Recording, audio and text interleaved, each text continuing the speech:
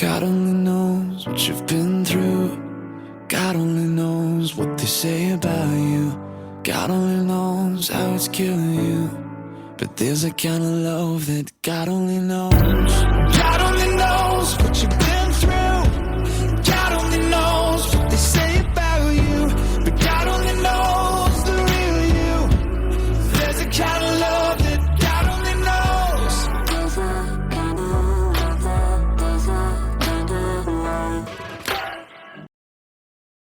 Welcome to Season 2, Episode 82 of Your Journey Is Not Over.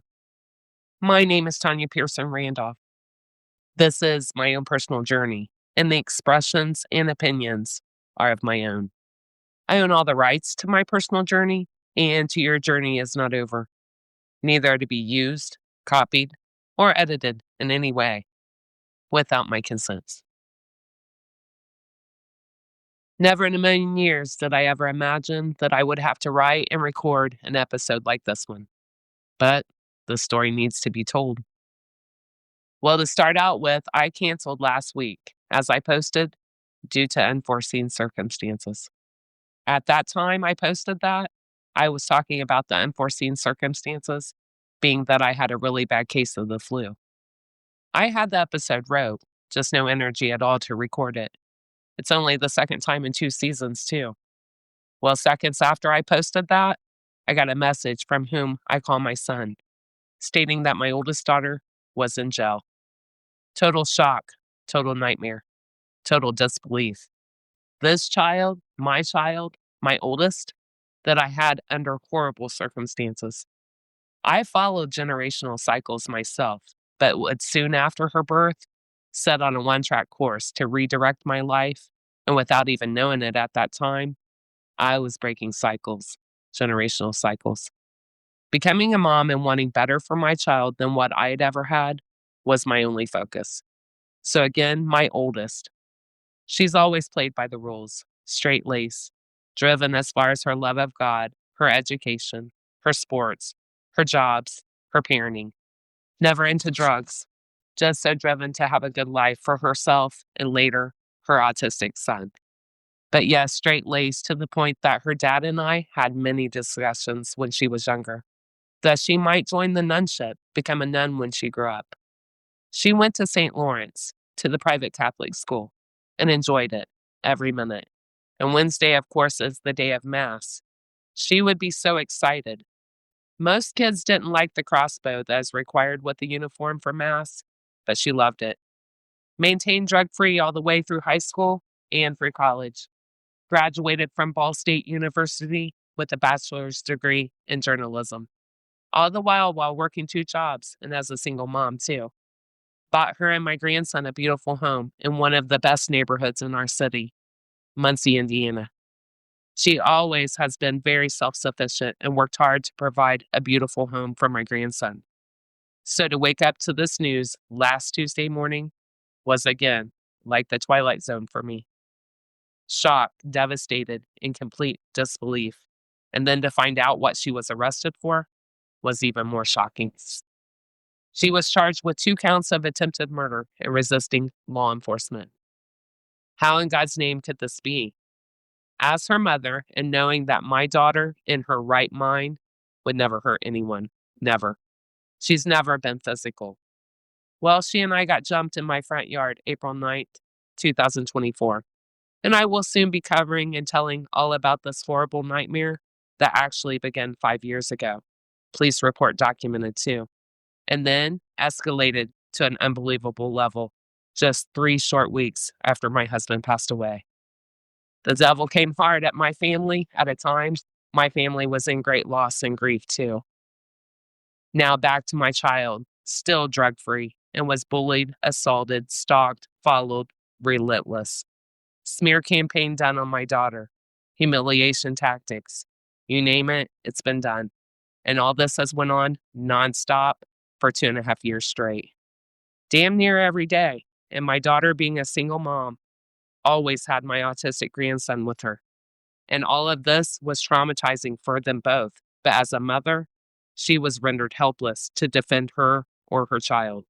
Imagine how helpless that made her feel as a mother, let alone a mother to a special needs child. She's been tormented, bullied, to the point she lost touch of reality. And as the newspaper article states, I will read it in its entirety. Muncie woman shoots at delivery crew after believing they had a bomb hooked up to her home. A Muncie woman was arrested after she reportedly shot at two individuals making a delivery on Monday. According to court documents filed in Delaware County, 35-year-old Cherish Stump was preliminary charged with 2 counts of attempted murder and resisting law enforcement. Muncie Police Department was dispatched Monday evening to shots fired call at a home in the 3100 block of her street name. In a call to police, a victim reportedly stated that a woman, later identified as my daughter, walked out of her home and began firing at their vehicle. Officers surrounded the home, leading my daughter to exit the home. When my daughter exited the home, she had an old family photo above her head and her purse on her persons, the documents stated. She initially walked toward the officers and eventually stopped and then ran away. She was eventually taken into custody and found to have a holstered handgun in her purse. The article goes on to say that 3 bullet holes were found in the delivery car and the sunroof was shattered. In an interview with my daughter, she told officers that she had received death threats from political figures in Muncie, Indiana, and claimed that a predator had been watching her, and she believed that they had a bomb hooked up to her house. Stump advised she thought they were going to blow up her residence and was in fear for her life. Imagine reading this as her mother and knowing all the backdrop and what led to this complete mental breakdown. It rendered me completely helpless. And since my daughter has no way to tell her story, no voice, well, I am the voice for the voiceless, and my daughter is no exception. This train that's been on the tracks and rolling nonstop, barrel-assing for my daughter, her livelihood, her life, every aspect of her life. Her life as she knew it before 2.5 years ago would ultimately be robbed of her by one single individual that recruited others to promote and help bully my daughter. Also, as I begin to tell my daughter's journey of how her life got flipped upside down due to nonstop, relentless, horrific bullying, and without any help from anyone in our local justice system. 3 appearances in court, my daughter retaining an attorney every single time, and filing for protection orders. All denied, even after she was assaulted, stalked, followed. Not by one car and one person. No. 2 cars, 2 people. Boxed her in her car with those cars. Premeditated, thought out plan by those that boxed her in. My daughter later told me, Mom, it had to be God that got me out of that. I was boxed in so tight. Once she got out, she drove to my house, pulled in my driveway, seen one of those cars go by, so she assumed she was safe to come to my front door. No, she wasn't safe. She got jumped by both of them. Mind you, this was April 9th, 2024. And just a week prior, I had to have my husband's body exhumed and reburied. I haven't gotten to all that yet on my journey, and I'm fast pacing now to catch my listeners up to speed with my most recent tragedy, and with lots of unnecessary trauma too. And also, this was just 3 days after my dark night of the soul. I was weak, I was broken, I was lost myself. And then I had to help defend my daughter from this horrible assault on my very own front yard. Please stay tuned because there is a whole story of how the justice system failed my daughter. Again, 3 court appearances, hundreds of police reports my daughter made pertaining to one individual that would just not stop. No reason to. Our local justice system let her by with that assault, harassment, following, stalking, bullying.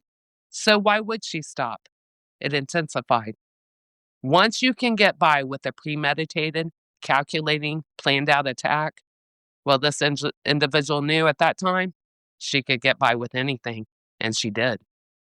My daughter was so desperate, she contacted the state police, the FBI, the attorney general, the prosecutor, anyone and everyone that she could.